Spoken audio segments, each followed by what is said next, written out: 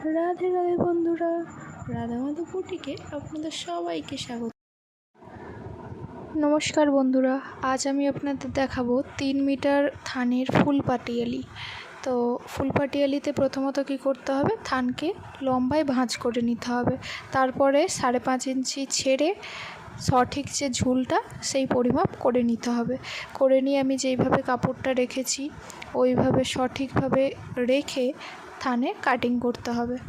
তো চলুন কাটিংটা দেখানো যাক। দেখতেই পাচ্ছেন এখানে কাটিংয়ে প্রথমত রয়েছে কোমর পট্টি, একদিকে হিপ জুড়ে নেব, তারপরে আছে রাইট ঝুল, তারপরে রয়েছে মোহরি পট্টি। তো এবার দেখানো যাক যে কীভাবে আমি সেলাই করছি।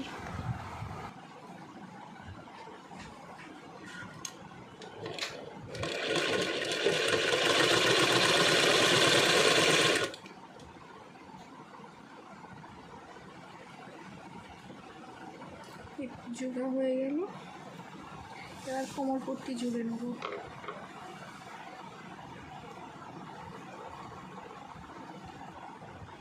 এবার কোমর পট্টিটা যে জুড়ে নিয়েছি, সবসময় এটা মাথায় রাখতে হবে, কোমর পট্টির ক্ষেত্রে এই যে এই দু অংশটা ভালো করে সেলাই করে নিতে হবে।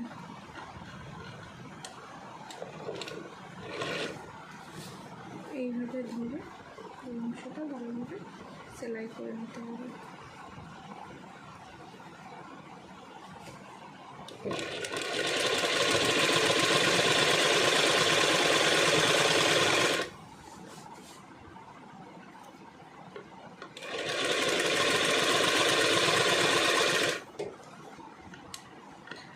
একইভাবে আবার এইদিকেও সেলাই করে নেব।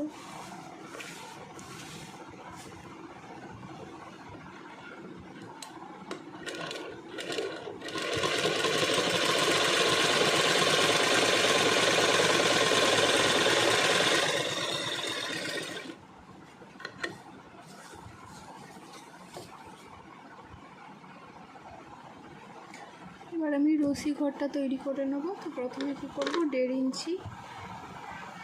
ইঞ্চি এখানে কাপড় নিয়ে নেব রশি ঘর তৈরি করার জন্য। তো 1.5 ইঞ্চি করে কাপড় বাদ দিয়ে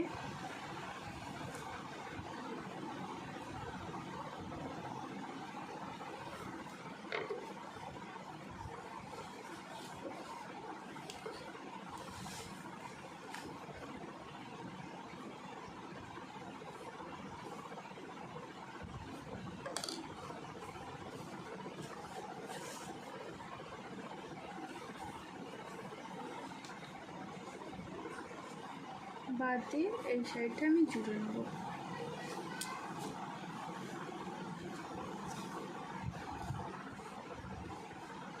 দেখতেই পাচ্ছেন এই 1.5 ইঞ্চি যে বাদ দিয়েছিলাম, এই 1.5 ইঞ্চির পর থেকে আমি সেলাই করব।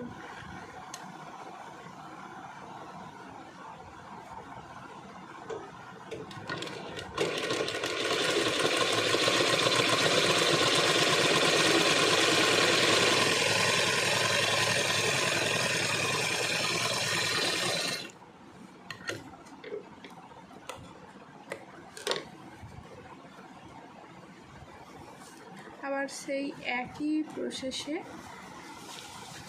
এই অংশটাকে ভাঁজ করে নেব। এদিকের এই অংশটা ভাঁজ করে নেব, এদিকের এই অংশটা ভাঁজ করে নেব, দিয়ে সেলাই দিয়ে নেব।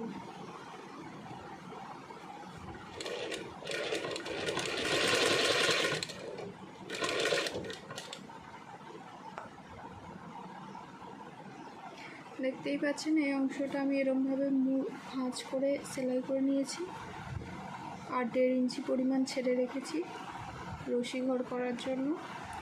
তো এবার কি করব, এই 1.5 ইঞ্চি পরিমাণ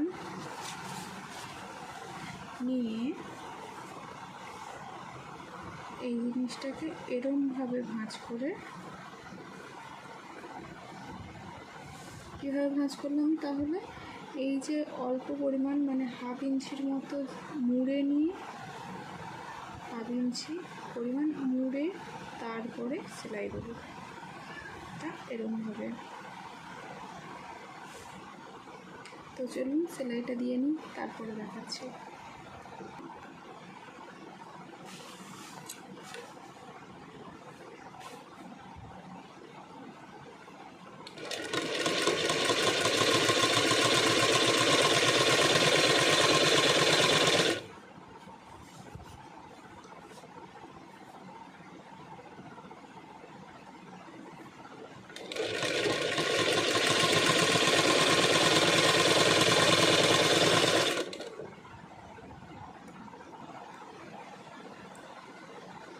দেখতেই পাচ্ছেন আমি রশির ঘরটা কমপ্লিট করে ফেলেছি।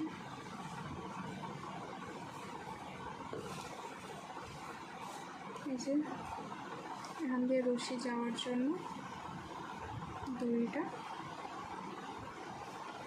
দেখা যাচ্ছে।